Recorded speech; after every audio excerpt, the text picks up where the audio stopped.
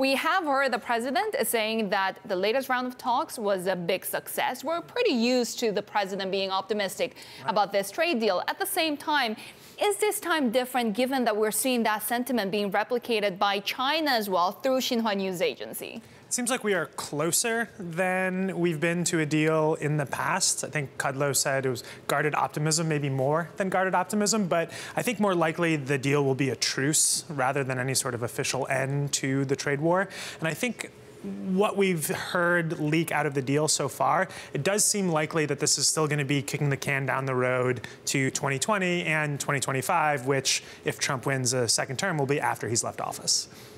I want to focus on President Xi Jinping's role in getting this trade deal done. What was really interesting to me this week was seeing this news about this app in China that's super popular called Study the Great Nation, which promotes President Xi Jinping and the ruling Communist Party, sort of trying to strengthen the ideological control over the Chinese. I wonder what the confidence is on President Xi Jinping in steering the economy, because just a few months ago, we're talking about perhaps there being some doubts about his leadership. It does seem like there's more economic confidence towards Chairman Xi Jinping. I think one of the things that the trade war could have done and did in the past is change the luster around Chairman Xi, this idea that he could do no wrong. And it seems like that idea is again taking root. I think, though, it's so difficult to know what people in China actually think about the chairman of the country, the general secretary of the party. We just don't have any good polling, and people are not free to actually express their views on this sensitive political topic. So it could be that we're seeing a lot of attention towards people studying the thoughts of Xi Jinping, but there's growing frustration and growing resentment about some of Xi's policies. It's undoubtable that there are grievances domestically, right? Particularly after, what we've kind of referred to as a summer of malcontent that we had in China. But isn't it still the case that there's not a real threat to the consolidation that he's done to his power, either from within his own political, allies or from the broader population at large, particularly if we continue to see a stabilisation on the economic front? That's a great point. We certainly know of nothing like Solidarity, the labor movement for Poland in the 80s, or any sort of faction within the party that wants to take Xi down.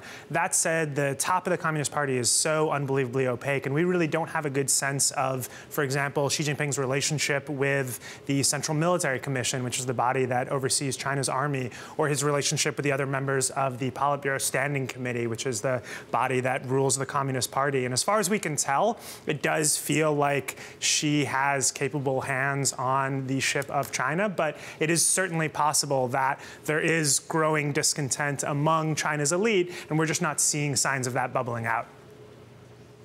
I find it really interesting, this idea that, we had President Xi through Xinhua, through a message delivered through Liu He last week, saying that he wanted a quick wrap-up of these talks, as though there is a finite end to this trade and, broader strategic dispute and competition. That's the nature of the U.S. China relationship, right? If we take into consideration the fact that this is going to be something that exists for the months and the years and probably decades to come, it is just a temporary truce, isn't it? Exactly. I think Churchill said it's not the end of the end, but the end of the beginning. And I think if the two leaders are able to sign something over the next couple of weeks, it is in a way laying out what the lines are. And I think there's going to still be a lot of jockeying, a lot of discussions, and a lot of difficulty on the U.S. side of being able to say, okay, Beijing, you agreed to these specific things.